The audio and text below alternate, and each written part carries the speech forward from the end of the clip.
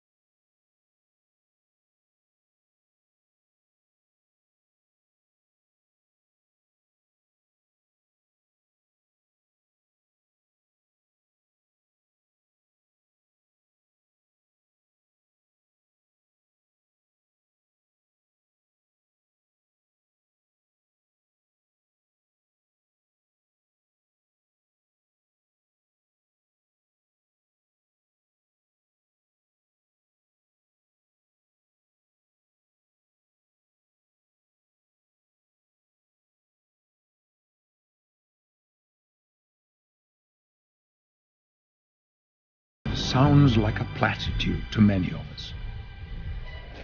We're more disconnected than ever in certain ways. War, violence, greed, tragedies. These are the stories that fill the news channels, and this is a very disconnected view of the world. Us against them, you against me, danger and disaster lurking around every corner. But are we complicit in it? Because this is what so many people seem compelled to watch, drawn to the worst aspects of humanity. And then there's the ever-increasing pace. Why do we race through life so quickly, taking in disconnected message fragments with no voice, heart, or context? When we consume bite-sized pieces of information, it's very hard to imagine the big picture. Why does our world seem so frantic? Why do we spend so much of our time chasing money, career, intimacy, and possessions? With schedules so full, when all we really want is simply to be together.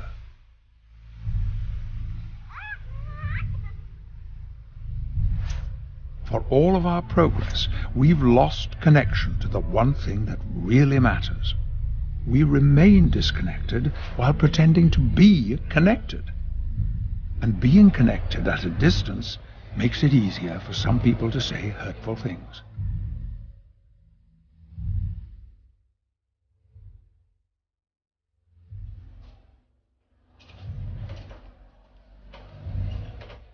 We have trouble staying connected to the ones we love, let alone the rest of humanity.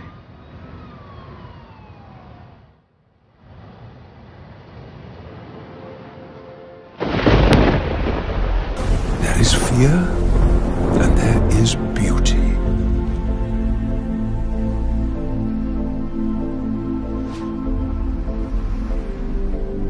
Which world do we want? How we connect with the world changes our experience of the world. There is hidden mathematics that underlies all of creation. Nassim Haramein believes the world is profoundly connected. Our universe is filled with mystery. Our planets, stars, and galaxies account for only 4.9% of the matter of the universe. So what makes up the rest of the universe? Is it dark matter? Is it dark energy? There is a large amount of unexplained energy in our universe. In 1992, the NASA Cosmic Background Explorer detected fluctuations in the background energy of the universe. To explore this mystery, we need to remember the words of Nikola Tesla. If you want to understand the universe, think in terms of energy, frequency, and vibration. There is a flow of the energy of the universe around you and a flow of the energy of the universe inside of you.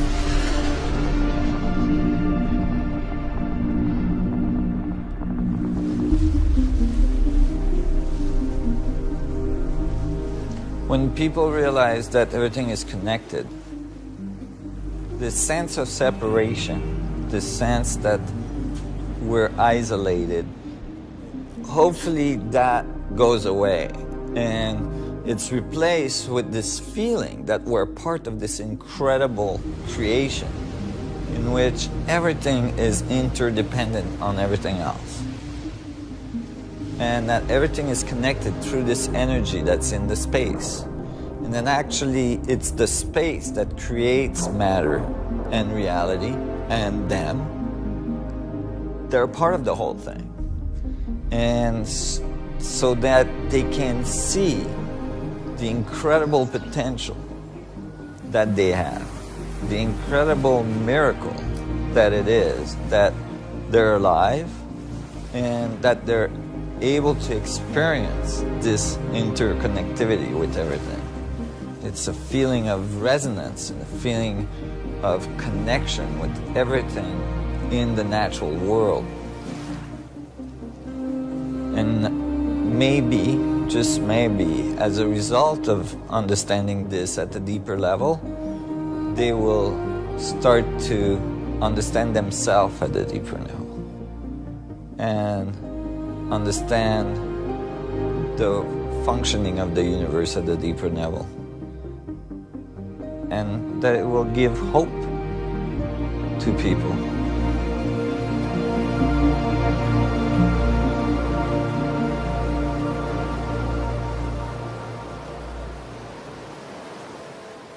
Could there be a scientific basis to the way we are all connected? Albert Einstein changed the world with one equation. Yet he knew that his greatest work, to create a single unified theory of the universe, was never finished. Einstein knew how important it would be to humanity if this could be discovered, and he kept searching for answers. But before he could solve it, he ran out of time.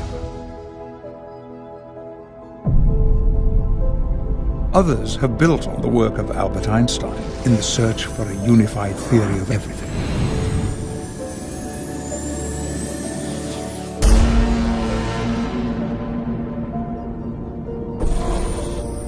Some people have a knowingness of this connection between the macro and the micro. In the past, we've created mythology around it. But what if we could understand it through the lens of science? Nassim Haramein has been exploring how everything is contained in everything else. The exploration of the universe through mathematics and physics has been complex. Yet from this complexity emerges simplicity. What if there is a way of proving that everything is connected and one at the same time? To understand this, we must take a journey, and our journey begins with the proton. If you remember back to your high school science class, atoms are everywhere, and the protons are at the center of every atom. Therefore, we must accurately understand the proton if we're going to understand the universe. New measurements of the proton suggest we must change our existing way of thinking. Nassim Haramein was the first person to have accurately predicted the new measurement of the charge radius of the proton.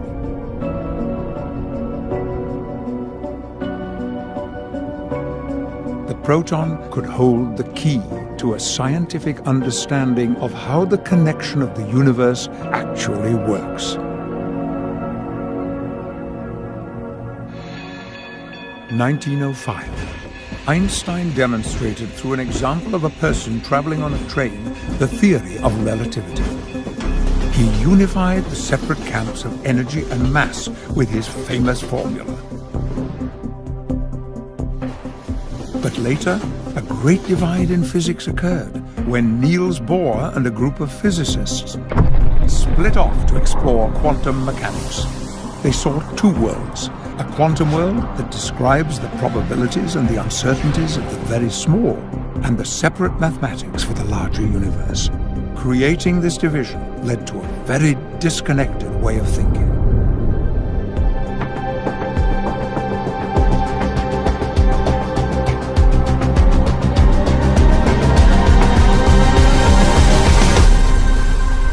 Nassim Haramein, the Director of Research for the Resonance Science Foundation, has been on a lifelong search to discover a unified theory of everything.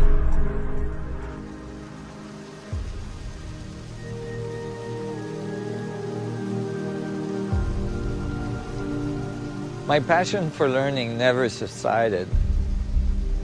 As soon as I left school, I got more passionate than ever about understanding the universe, studying physics and mathematics and so on, to try to describe it better and eventually to write a unified view of physics. To me, it was critical that we understood the source of reality. We come here and we experience this life, and most people don't ask, like, how did I get here? What is this life? How am I moving billions and trillions of atoms around? I was exploring all this for my own personal satisfaction. It really wasn't to get a master's degrees or a PhD in some institution. I knew that if I went to the institution, I felt I was going to be restricted. I knew I was going to be given very specific concept that I would have to go with. I didn't want that. I wanted to be completely free to think what I wanted to think as I explored. It led me down a very specific road. Certainly some of the things I thought turned out to be wrong, but eventually I started to home in on the stuff that worked together, and I found something, I think, very fundamental and very profound. To understand how everything is unified, Nassim had to study nature. He had to look at patterns. He looked at the macro and the micro. He started asking questions about some of the fundamental principles science has taken for granted, and started to wonder if, somewhere, we went off on the wrong track. As he continued his journey, he began to understand that in order to see how everything is connected, we had to look at everything.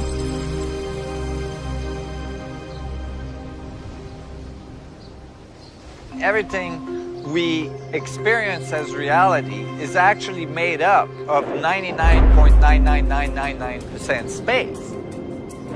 The little part that's not space, or the little part we define as something, the material world, is actually just a little oscillation, a little electromagnetic boundary that we are bumping against, and we call that our reality. We call that a stone, an atom, we call that the water, the sand, or a star, a galaxy. And so maybe instead of looking at matter, defining the space, I start to think maybe it's space that defines matter. It is fascinating to realize that if you remove the empty space in every atom of every human being on the planet and compress it all together, all of humanity would fit into the size of a sugar cube. Granted, it would have the density of a neutron star and weigh approximately 478 million tons, but this helps us to visualize the importance of understanding that every one of us are made of mostly empty space. But as it turns out, that space is not empty. It was found that space-time at the quantum level is fluctuating with intense energy level, full of dynamic energy components. We are not only talking about the space outside of our planet. We are talking about the space inside each and every atom of your body.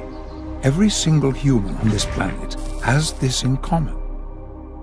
Regardless of race, color, or religion, we are all individual beings, yet this dynamic energy of the universe is constantly flowing through all of the space inside each one of our atoms, connecting us all. This helps us understand the profound quote of the Sufi poet Rumi, who said, "You are not a drop of water in the ocean.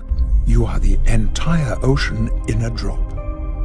You can literally feel the force of the universe inside you and flowing through you, connecting you to everything, because you are a part of everything through this dynamic energy. The great theoretical physicist John Archibald Wheeler, a colleague of Einstein, said, "No point is more central than this, that empty space is not empty. It is the seat of the most violent physics." The theoretical physicist David Bohm explained, "Space is not empty.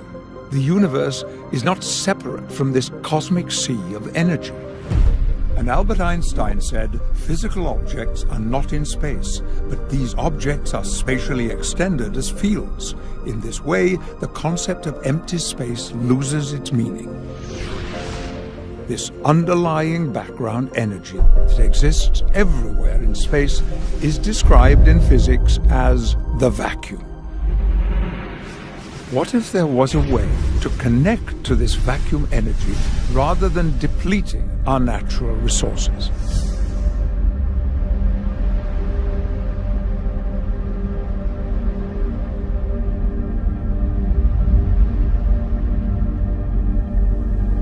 Humanity is on a course that's unsustainable.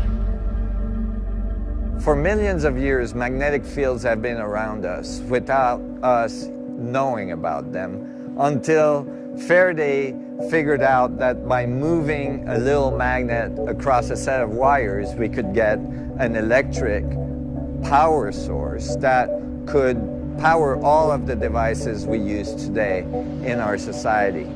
Now we are discovering there is another invisible field at the source of the material world that is all around us and in large quantities.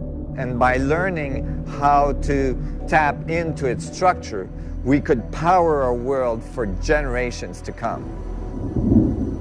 Scientists from around the world are looking for a solution to tap the vacuum energy that is all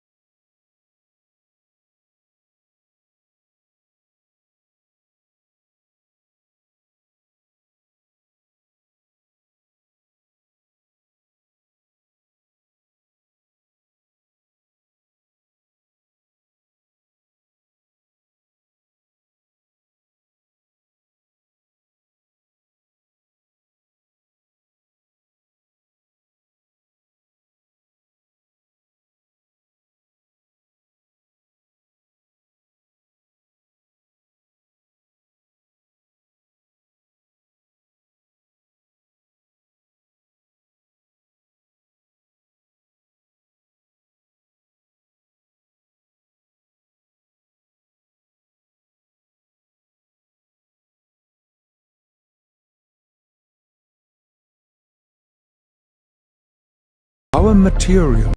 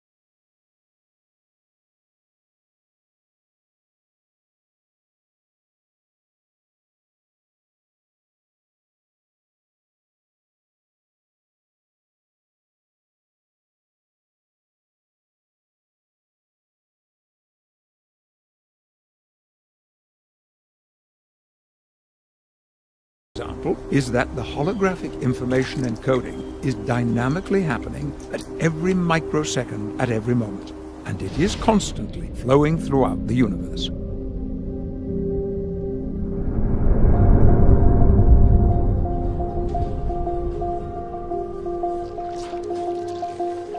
We often hear the sentence or the concept, everything is connected, it's all one. We hear that from even masters in ancient civilization or modern thinkers, philosophers, spiritual people. And it's a great concept. For many people, it resonates as something true. But how is that true? Some of the work I've been doing starts to open the door to understanding the dynamics and the mechanics on how everything is connected, so that it's no longer just a dogma or an idea, but it's actually based on the physics of reality.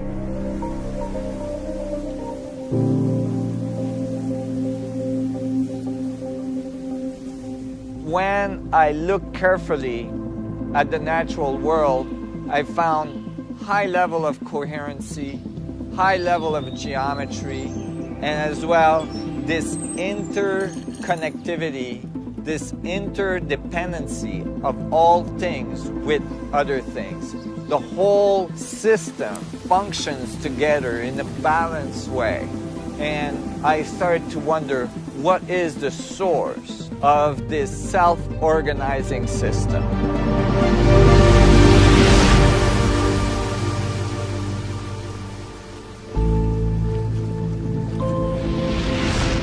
What do you see?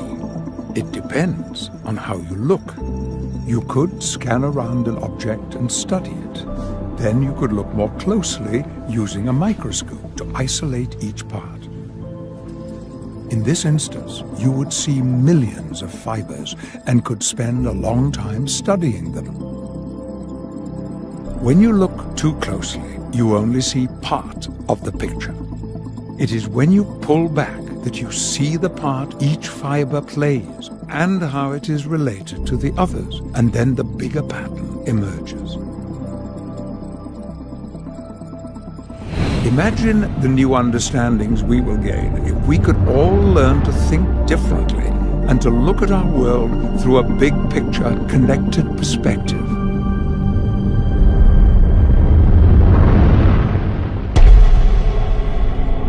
Einstein believed that geometry was a key in the search to understanding the unity of the universe because it represents the relationship between things.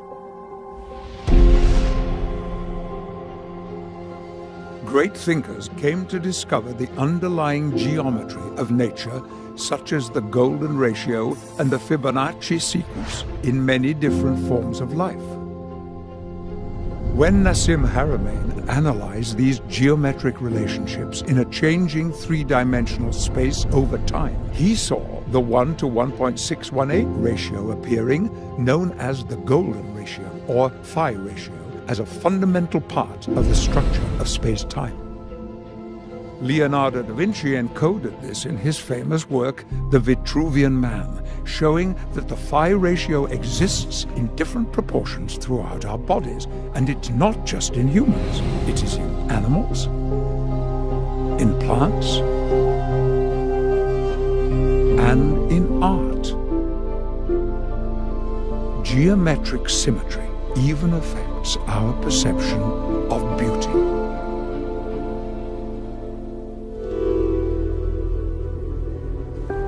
Spending time in nature teaches us that everything is interconnected and everything is interdependent on each other. We have a tendency to isolate systems and then analyze them as if they were not in relationship with anything else in the universe. So that many of our laws of physics starts with the statement within an isolated system. But then if you look up isolated system in a physics dictionary, you find that no such thing has ever been found. That is, nothing can be isolated completely from everything else in the universe. Gravitational fields cannot be isolated, electromagnetic fields, and so on. So we need to write science that takes account of the relationship of all things with each other. And I think if we want to find the fundamental principles of creation, we have to experience nature from an experiential base. And then the mathematics should come together simply and show beautiful results. It's too easy for scientists to get into the laboratory and just keep trying to work out the theory and lose contact with the natural world.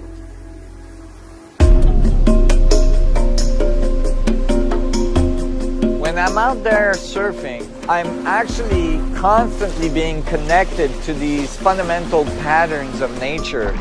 The particles going up and down in the wave, the energy wave pushing me through the ocean, getting inside a barrel, the big vortex, and the dynamics of the vortex. There is something very profound about that. Many of these things inspire me when I go back in the laboratory and start writing formulas. It's like it's in my cellular memory then.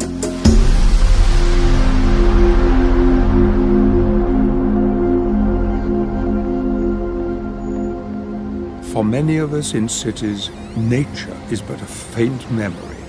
We are overrun by our technology.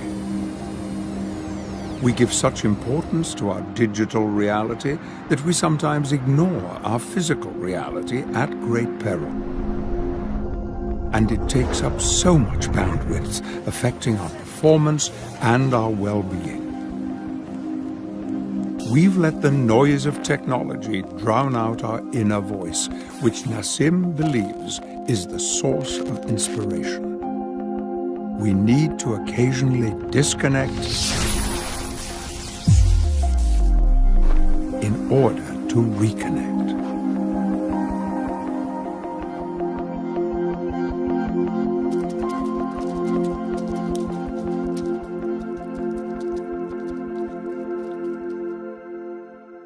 Some of the most beautiful times of my life were times where I was extremely isolated. So at that time, I was coming up to Whistler, Canada. More and more the interest I had in nature and physics and understanding the basis of reality was kind of taking over my interest. So I moved into a van to continue my research.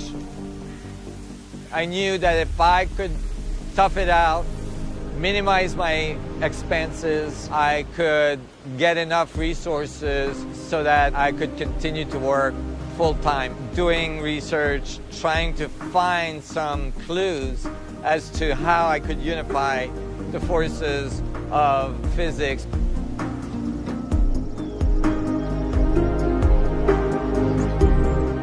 And I was in this amazing research zone where information was just flowing through, and I was researching, I was finding more and more information, and the pieces of the puzzles were coming together, and moments after moments of illumination. Oh my God, oh my God, oh my God, one after the other, and it was just so beautiful.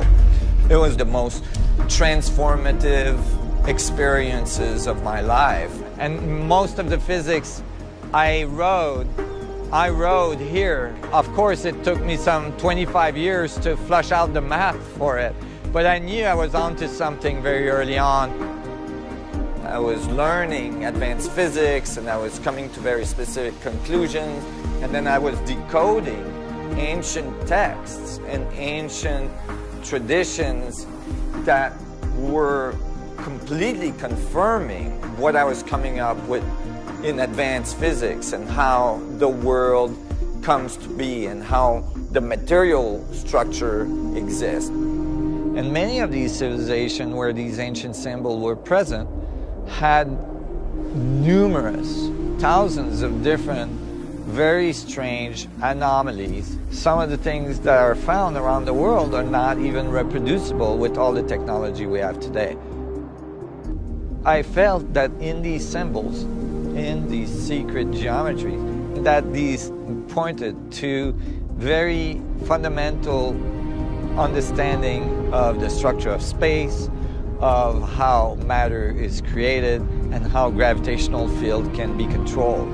It was my intent that the theoretical studies I was making would eventually lead to advanced technologies that would allow us to control gravitational field and electromagnetic field in such a way that it could transform our civilization.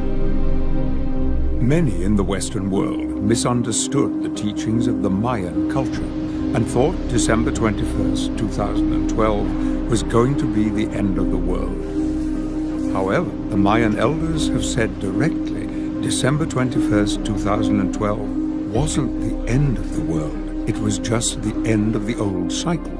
Now we have the chance for a new beginning, a new era of connection, new understanding, and interestingly, on that day, December 21st, the end of the Mayan calendar, Nassim Haramein sent his paper to the Library of Congress, which for the first time ever connected quantum and cosmological physics. And the result of my equation was the exact gravitational mass of the black hole. That is, if I solve Einstein field equation to figure out the mass of a black hole, I would get the exact same result.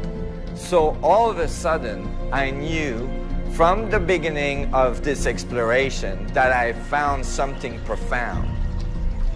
If space is what's connecting everything, if space is what everything emerged from and returned to, then space is the great organizer.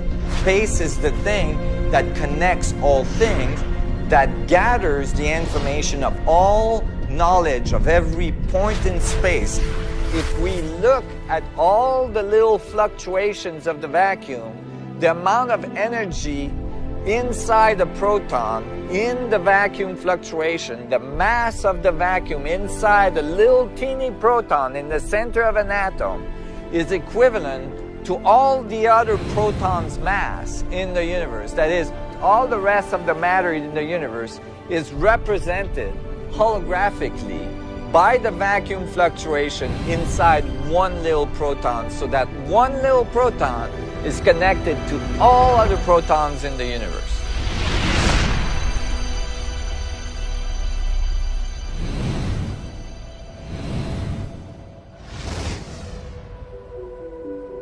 Nassim's calculations seem to present evidence that our universe is holographic in nature. Another big question in our effort to understand the nature of things: is the universe random? Think of the amazing biodiversity of our planet, of all the living things. We live in a wondrous world. Think of the complexity of a chimpanzee. Consider a jellyfish, or a blade of grass, or something less complex, something not alive, a simple Rubik's Cube. 3 rows, 3 columns, 3 deep, with 6 colors. What is the mathematical probability of solving that by random chance? 13.8 billion years is the current estimate of the age of the universe. If you could send a blind person back in time with a scrambled Rubik's Cube, and they could make one move every second, how long do you think it would take them to solve it? In the 13.8 billion years of the existence of our universe, you would have less than a 1% chance of solving it. So how much longer would it take to ensure that you would solve it? There are 43 quintillion possible states for the Rubik's Cube. To move through every possible state without ever repeating the same one, it would take 1.4 trillion years. And you would have possibly solved it at some point. But it could have taken billions and billions of years longer than the existence of our universe to solve a simple Rubik's Cube by random chance. Now imagine the incredible complexity of a human being with 100 trillion cells that are communicating every millisecond to ensure all systems are go. Imagine all the moving parts, all the possibilities. How long would it take to organize that? Because we are so vastly more complex than a Rubik's Cube. Yet humanity exists. So how can this be possible? What if we could tell the blind person something? If we give just one little piece of information, yes, you're going towards the solution, or no, you're going away from the solution, then within a few minutes, the Rubik's Cube would be ordered.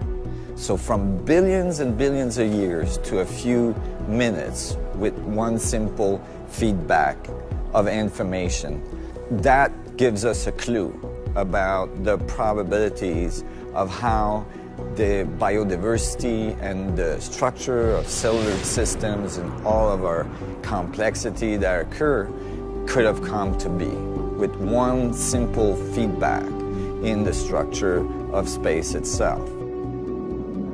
Our universe cannot be purely random. There must be a feedback mechanism in the flow of the universe. Further evidence that this must be happening can be seen in fractal mathematics. For thousands of years, traditional mathematics mostly described man-made objects and motion. It could describe a pyramid or a column, but for living objects like a flower or a tree, you need fractal mathematics. Fractal mathematics are the underlying patterns that build the natural world. The great mathematician Benoit Mandelbrot created computer programs that use fractal mathematics to render complex forms. When Hollywood wants to create a whole new world in a science fiction film, a new planet, new plants, and new life forms, they use animation based on fractal mathematics to create a complexity of the natural world.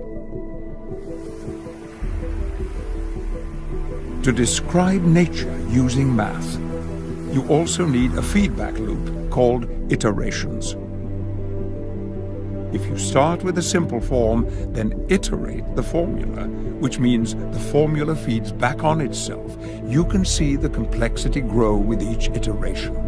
It is fascinating and beautiful to watch.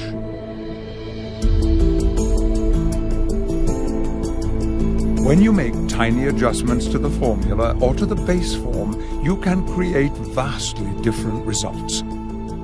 The possibilities seem virtually limitless.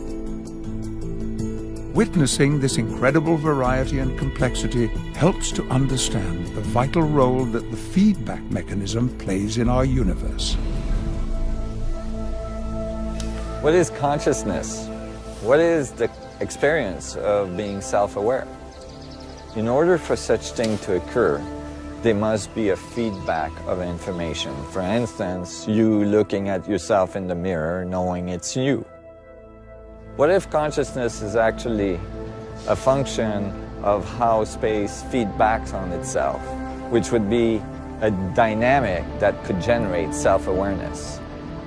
Us feeding information to the structure of space-time, and space-time feeding information back in terms of our experience every day. This feedback mechanism could be the source of the self-organizing system that we see all around us at the biological level, and eventually becoming self-aware or conscious. This being the very extension of space-time looking back at itself and learning about itself.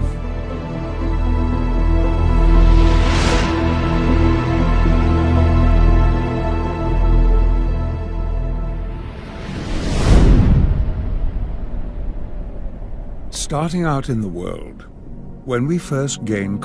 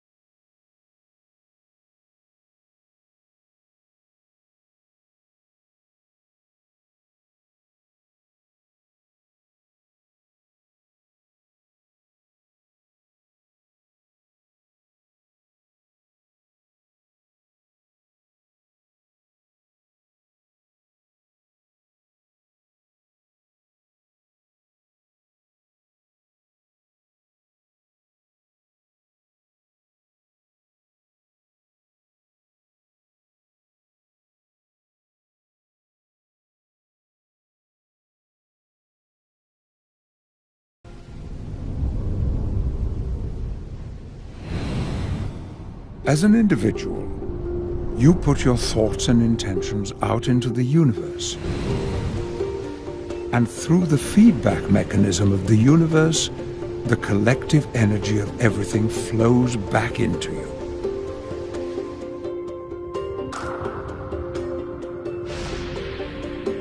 You are in a constant cosmic dance with the universe. The great poet Rumi said, "Stop being so small. You are the universe in ecstatic motion."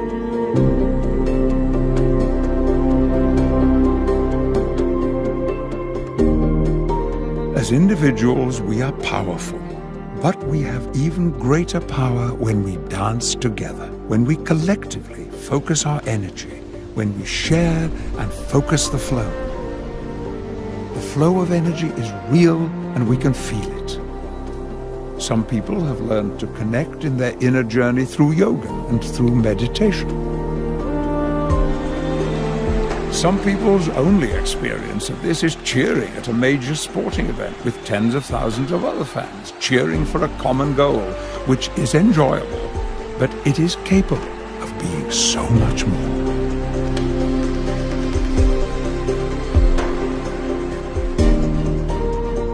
Humanity is able to accomplish amazing things if we come together on a global scale to create positive change and elevate our collective evolution.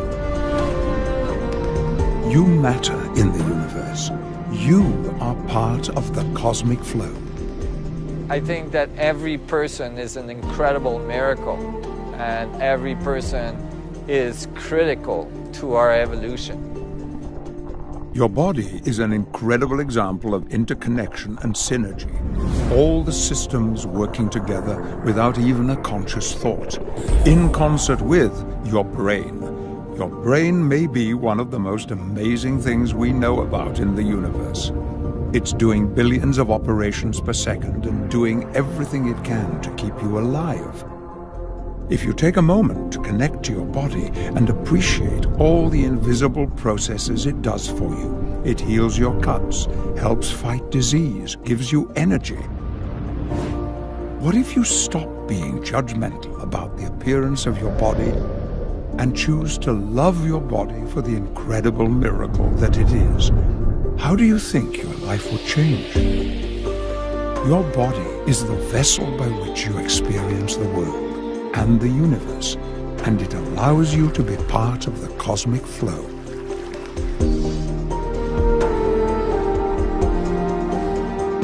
If people understood the miracle that they are, they would never be down on themselves. They would never feel like they are, less of. They would realize that they're part of an incredible will work of nature that they have access to, and that they have power in this universe. They can do things, they can transform things, they can transform themselves, and as a result, transform the universe.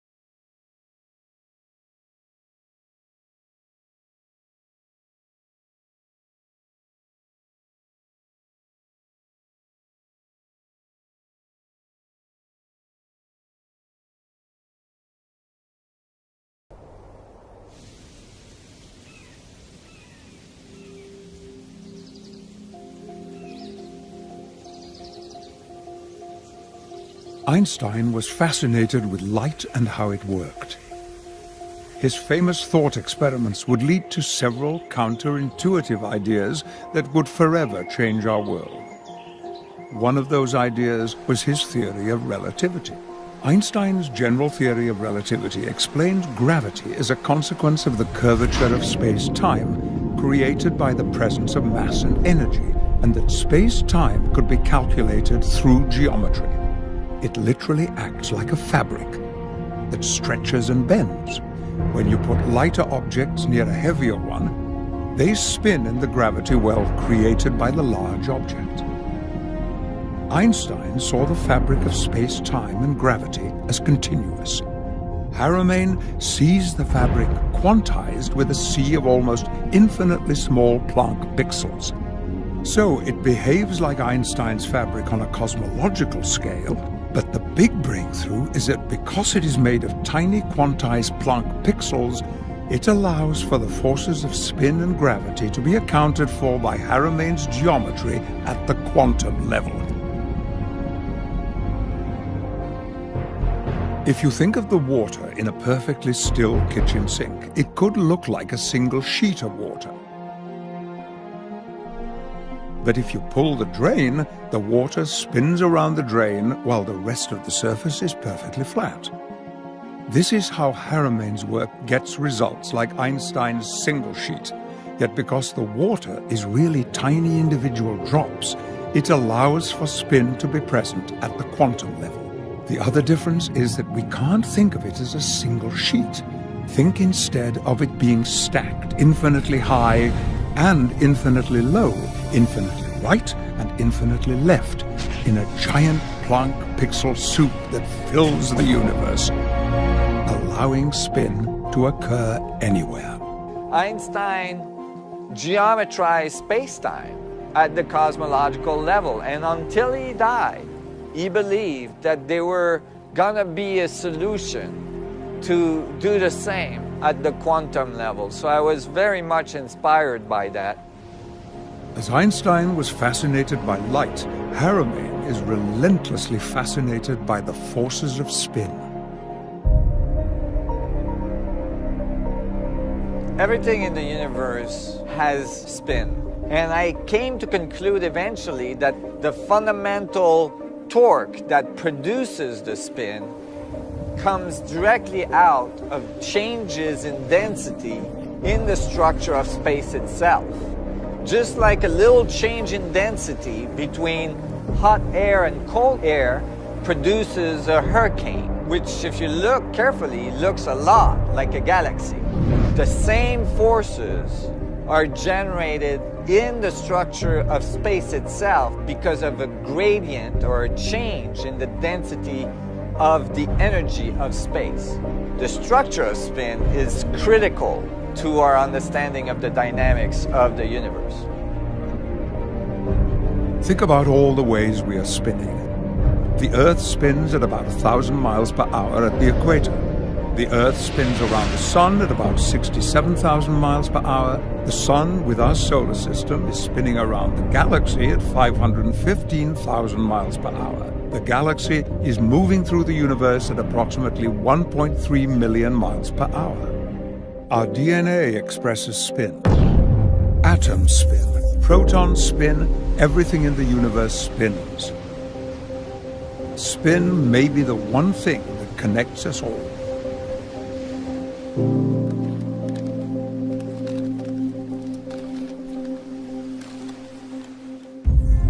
We are living in a universe where everything inside of it spins. Seeing the interconnection of all spinning things made Haramain look at gravity in a different way. Gravity is one of the most mysterious forces in the cosmos, which is why so few quantum models include gravity. This is part of the reason for the disconnect between the quantum world and the cosmological world. Haramain asked the question, where is the best place in the universe to observe the most intense interaction of the forces of spin and the force of gravity? The answer? The edge of a black hole. Haramain has studied the possible connection between the forces of spin and the forces of gravity being intertwined at a quantum level. The spin dynamics of the structure of space-time itself is what produces what we call the black hole. And this new equation proves that. It proves that it's the Planck fluctuations that produces the effect. The black hole is actually the result of the little Planck's vacuum oscillations dynamically, collectively organizing. From this new perspective, we start to see galaxies in a new way. Haramain's theory predicts that there may be a supermassive black hole at the center of every galaxy. It would be almost like spinning a coffee in the morning, where the coffee is completely black, a very dark black coffee, and you can't actually see the spin very well. But as soon as you put the cream in the coffee, all of a sudden the spin appears. Like the stars and the dust and the electromagnetic radiation in a galaxy makes the spin that's already present in the vacuum apparent to us. And we go, oh, look, there's a galaxy with a black hole in the middle, where the black hole and the structure, the spinning galaxy, are actually present prior to us being able to see it. Universal black holes, these huge giants in the middle of galaxies and quasars and so on, are actually the same dynamics inside a teeny object we call an atom. And that when we're looking at a proton or the nucleus of an atom, we're looking at the same structure, the same dynamics of black hole, but in a very teeny object. Leonard Susskind, the director of the Stanford Institute for Theoretical Physics, who is best known for having won the black hole war with Stephen Hawking on the information paradox, stated in a mini-lecture series that there is no sharp separation between particles and black holes. Many physicists, including Leonard Susskind, are independently exploring new understandings of black holes. Haramain's proposed connection between the black hole forces and protons could prove highly significant. We're made out of these objects. We're made out of protons and atoms and molecules and all this. And so it would stand to reason that the same kind of dynamics should be found even at the biological level. And that is what creation is. It actually emerges from the vacuum through the black hole structure into our reality. New studies have shown that the spin rate near the surface of black holes seems to be very high. They spin close to the speed of light. His theories from 20 years ago predicted that result. These are all components that tells us that the black holes are not the result of the material world, but maybe that the material world is the result of the dynamics of black holes.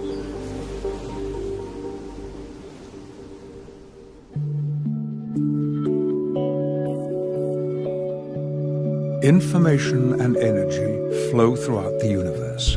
For many people, the science of the interconnection of the protons is exciting because it resonates with the feeling of the connection of life. We feel the connection of life very deeply with our loved ones, our families, our pets, with the animals, with the amazing flow of nature and our connection to the natural world.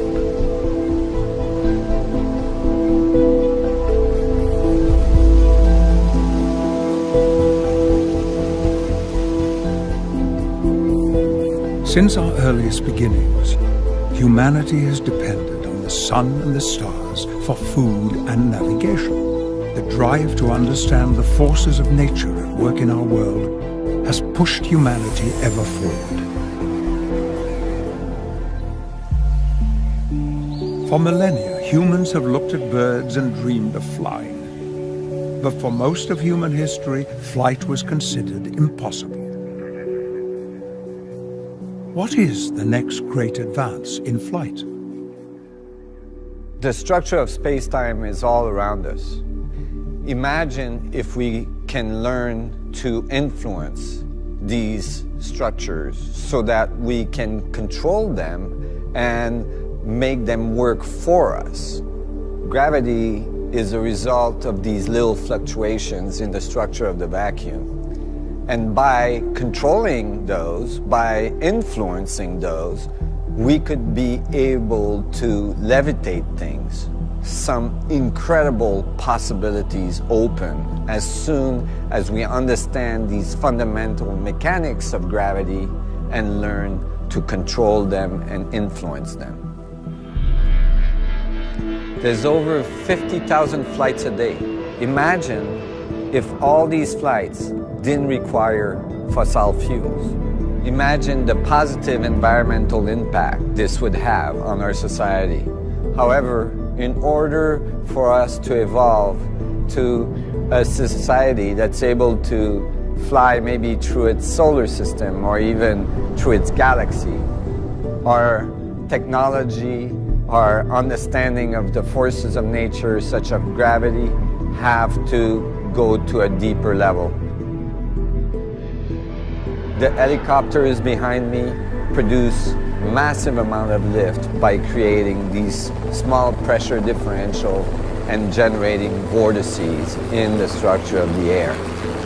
Now imagine what we could do if we could create the same type of depression or the same type of gradient change in the structure of the fluctuations of the vacuum itself. The space would curve and generate what Einstein described as gravity in space-time curvature. By doing so, we could control the gravitational field. Is it possible to create a gradient in the structure of the vacuum itself? We already do this with the Casimir effect, where we create a little gradient between the two plates that forces the plates to get pushed together. And now we've succeeded in doing what's called the dynamical Casimir effect, where actually instead of using plates, we're using little semiconductor mirrors, and we're able to oscillate them really fast, and as a result we're able to like pop little photons right out of the vacuum. So we're actually already extracting little bit of energy directly out of the vacuum. This opens incredible possibilities. Tapping into the network of the structure of space leads to space travel across very large distances and so on. We have already sent probes past Pluto and out of our solar system, and Hubble has peered into the unimaginably vast reaches of space. And we have come to realize that we are connected to it all. Your connection with the universe began long before you were born. Did you know that the atoms and elements of your body were forged in the hearts of stars? Carbon, nitrogen, iron, and then when that star exploded, they were spread throughout the universe. The atoms in your foot may come from a different star than the atoms in your hand, and different from the ones in your heart. We are connected to the stars in a profound way, literally made of stardust. Individual examples of a living, connected universe. Our mountains have watched humanity rise. Yet, what have we risen to? Are we at our best? Are we capable of so much more? Imagine if we open our eyes to new ideas, the heights to which we could rise, and make that journey for ourselves. and for all of humanity. Because we are all one. It has been a long road to get to the place where we truly understand the concept, as above, so below, as within, so without. And that the forces of black holes are present in something as small as a proton. This changes the way we see the unity of our world. As the dreams of our future take flight, this becomes an equation for a more connected humanity.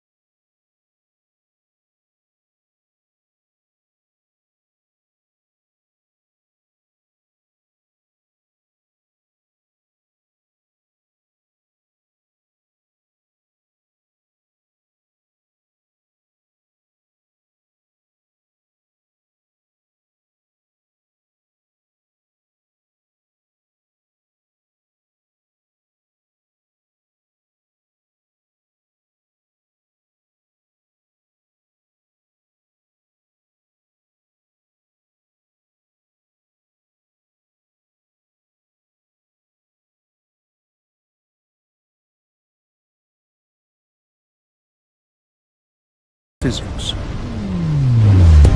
So in the paper that I wrote and I sent to the Library of Congress for copywriting in December 2012, I make this little prediction that the radius of the proton should be exactly this value.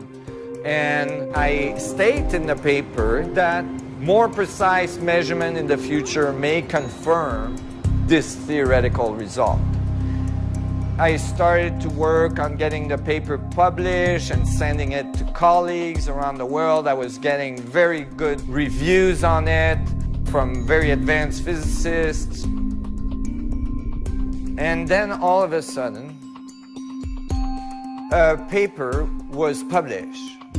On January 25th, 2013, a new muonic measurement of the charge radius of the proton confirmed Haramain's predicted value. The experimental results were not what the quantum world wanted to hear. The measurement came in at 4% smaller than what was expected by the standard model. And so it was very difficult for the scientific community to accept this measurement.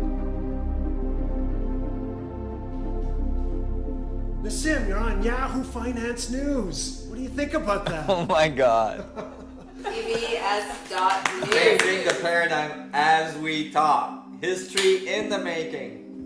New connected universe theory offers an alternative explanation of gravity and mass, revealing potential new source of energy. That's big. Look, it's in the middle of the day. I mean, the night. Oh, that's fantastic. That's really awesome. Oh my God. It's incredible. The wire went out, and within minutes it was picked up by some of the largest networks and media on the planet. And it's already across the world. India, Germany, Europe is coming online. The East Coast will in the next few hours, I'm sure. I just feel like, okay, we're making a significant difference now. We're really kind of birthing a new paradigm, a new moment in the history of science and the history of understanding of the universe on the planet.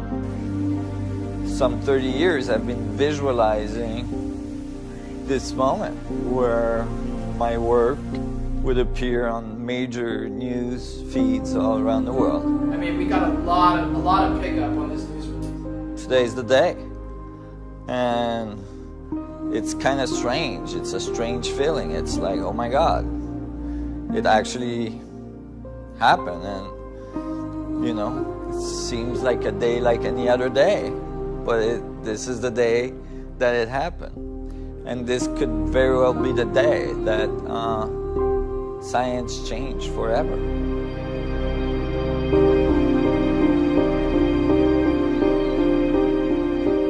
But so far, it hasn't been the day that science changed forever. Looking back through history and physics, this is a pattern that has been repeated time after time after time. Someone comes up with an idea that later will become standard, but at the time, nothing happens. And sometimes there is massive criticism about the idea because it's a different way of thinking. We are only now discovering some of the unpublished works of Sir Isaac Newton. He didn't share all of his work because it went against the religious dogmas of his time. It's a little bit like steering a large ship. The wheel gets turned, but there's no immediate change of direction. In the world of physics, it can take years. After he first published his paper, Haramain was invited to share his knowledge with one of the largest laboratories in the world. However, when the administration found out about it, that invitation was cancelled because they were focused on looking for a solution in a different way. After 30 years of work, believing that this would be his moment, history is again being repeated, that potentially a big leap forward in our understanding is not being recognized. What I'm most afraid of is that the world will misinterpret what I say, misinterpret who I am, and continue on their self-destructive path they are on today. And that this incredible opportunity in our civilization we've had to grow and to evolve to a galactic community will be missed. I hope to be able to inspire people to think differently, to not be afraid to be who they are, and not to take everything they taught in the school or in the media or anywhere else just as a given, but actually to question what is being said and the validity of it, and to do it in a way that is constructive and that leads to higher understanding and higher levels of creativity. And I hope that my path and all this exploration I've done can inspire people. Science doesn't always change overnight. The Greeks theorized about the existence of atoms 2,000 years before we could actually detect one.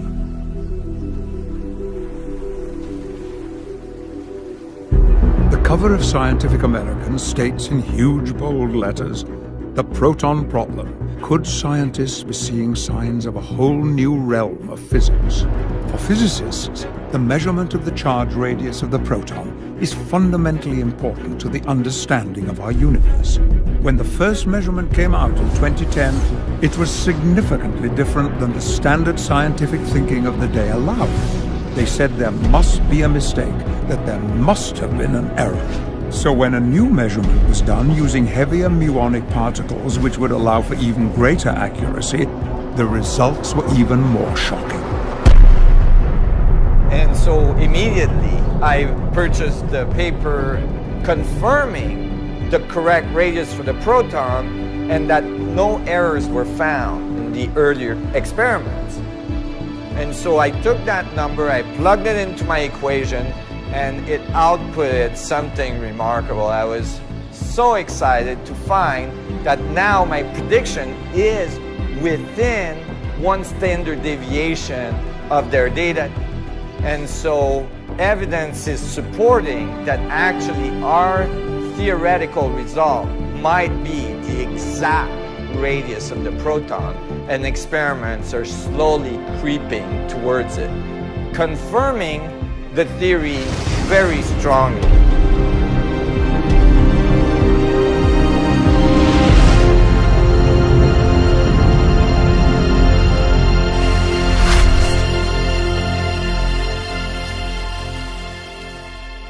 Standard thinking says that there are 4 fundamental forces in the universe: gravity, electromagnetism, the strong force, and the weak force.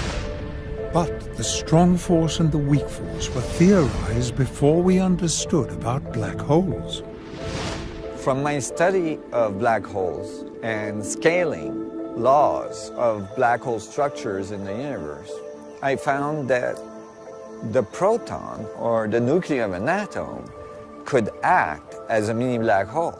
If you describe the little proton as a black hole, all of a sudden you calculate the gravitational force of 2 of these little black holes attracting each other, you get the exact force that we call the strong force that holds the nuclei together.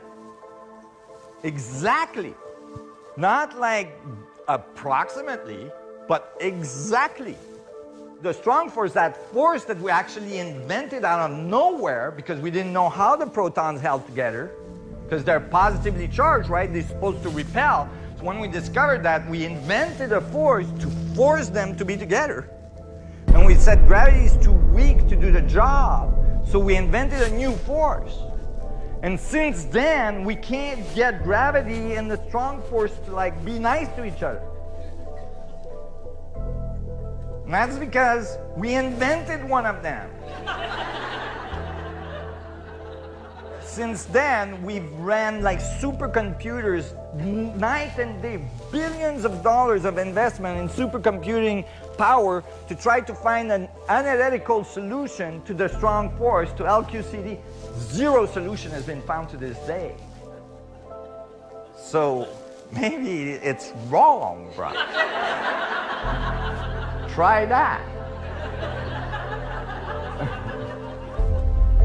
Because these little protons are spinning very rapidly, when we move them away from each other, this very strong attractive force drops off very rapidly, which is what we call the Yukawa potential. Out of the geometry emerge an exact solution to the force necessary to keep the protons together. And out of that came out the spin of the protons. And from the spin, I'd extrapolated the range of the gravitational force of protons to one another.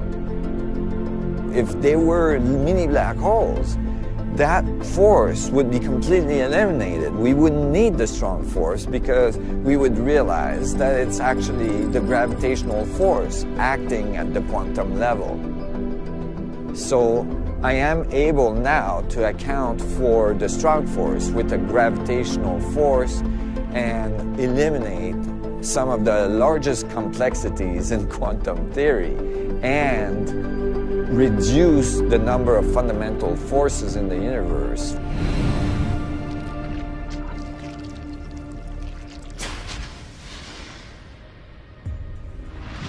What really keeps me going, this amazing transformation I can see when a person realizes that they're connected to everything and that they matter in the universe.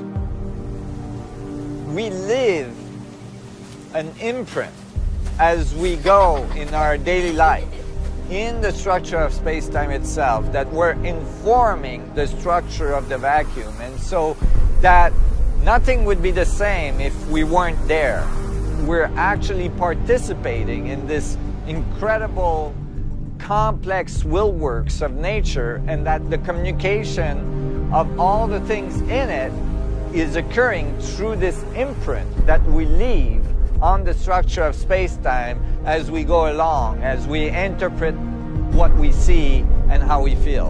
And so we have a responsibility in our interpretation and our feelings and our behaviors in what we are feeding the universe. So what do you want your imprint to be? You have the power in every moment of every day to choose how you feel and to choose how you show up in the world. Your choices matter in your own life and the lives you affect all around you.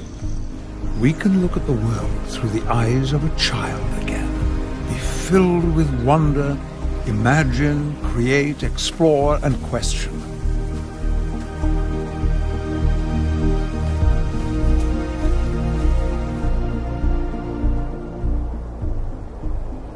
Our heart is how we feel all the things we can't see.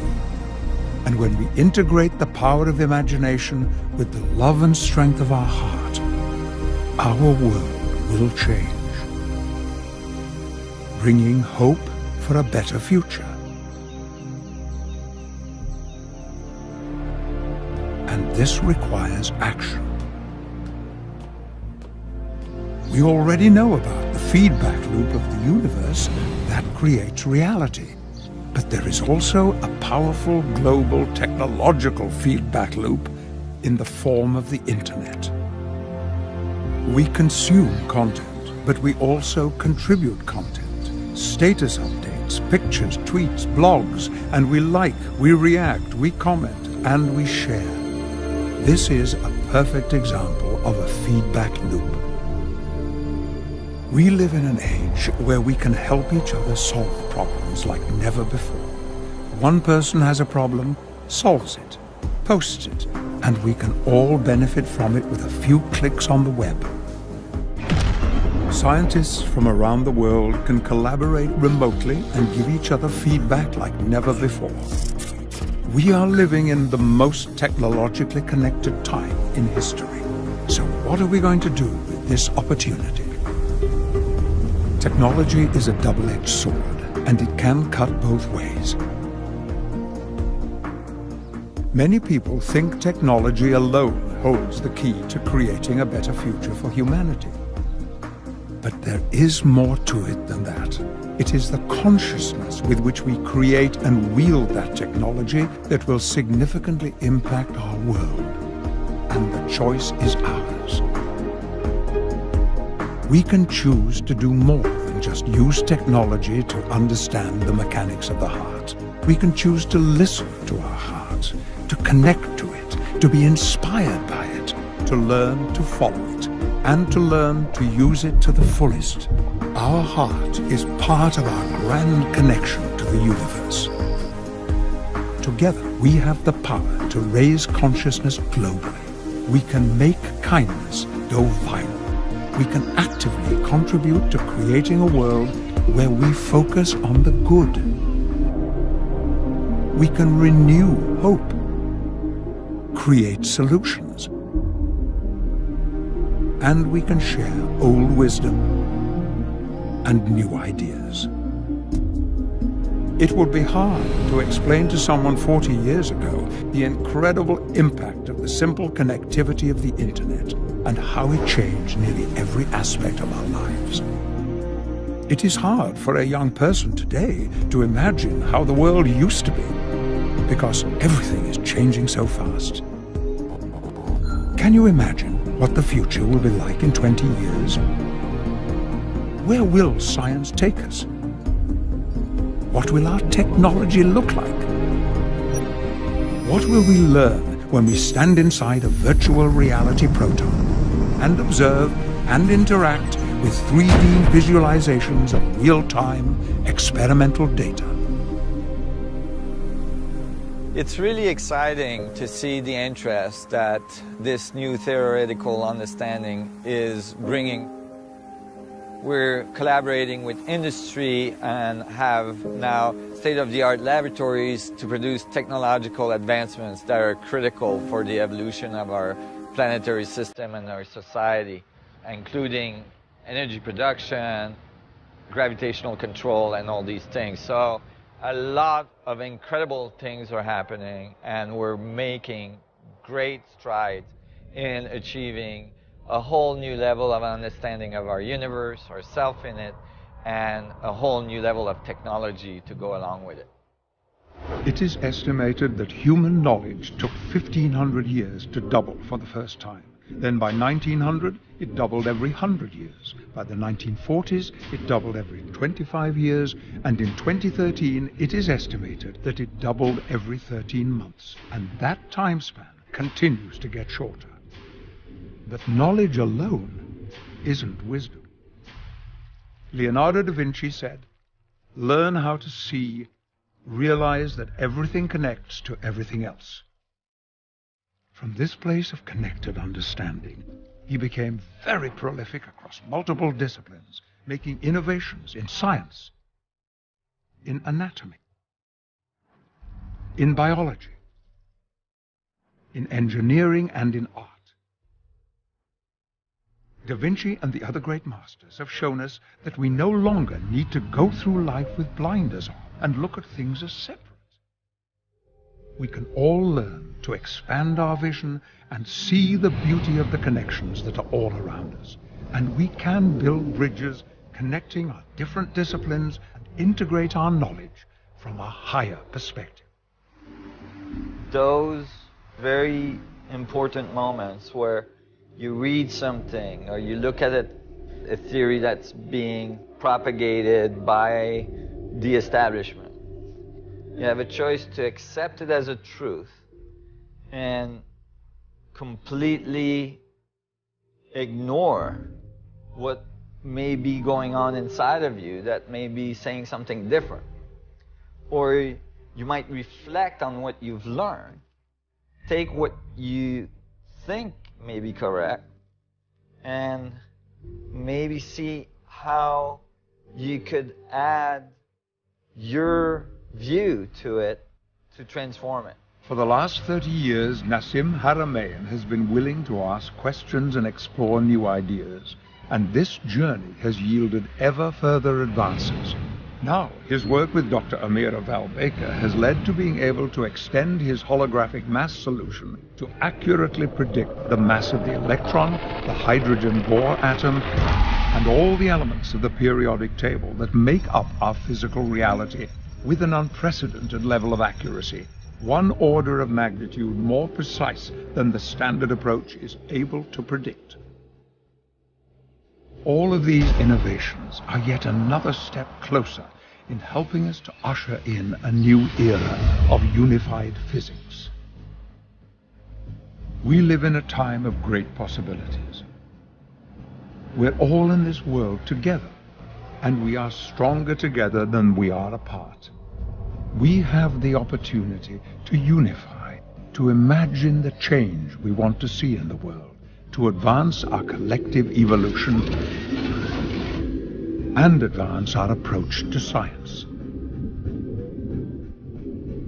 We can imagine the world from a connected perspective, to see ways to create new ideas in science, health, business, and in living more connected lives. Many people around the world are experiencing a feeling and a knowingness that something incredible is happening, that there is a great shift in consciousness taking place, and that people are awakening to the idea that the disconnected worldview can transition to a more connected way of being. This supports some of the most advanced philosophical and spiritual concepts that we find throughout the ages, from masters that have come and told us that everything is connected and we are all one. They told us that there is this background energy, which is the force that creates stars, planets, and life. Science is showing us that there are infinite possibilities to explore in the vastness of the universe. And you have almost infinite possibilities to explore within yourself. We can create a new future for ourselves, and we can co-create together a positive future for humanity when we explore our connected universe.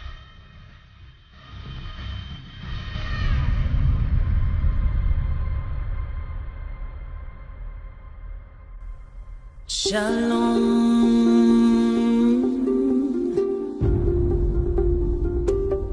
I see in you.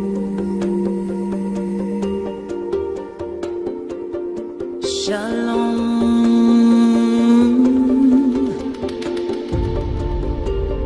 I see in your eyes all of me finding.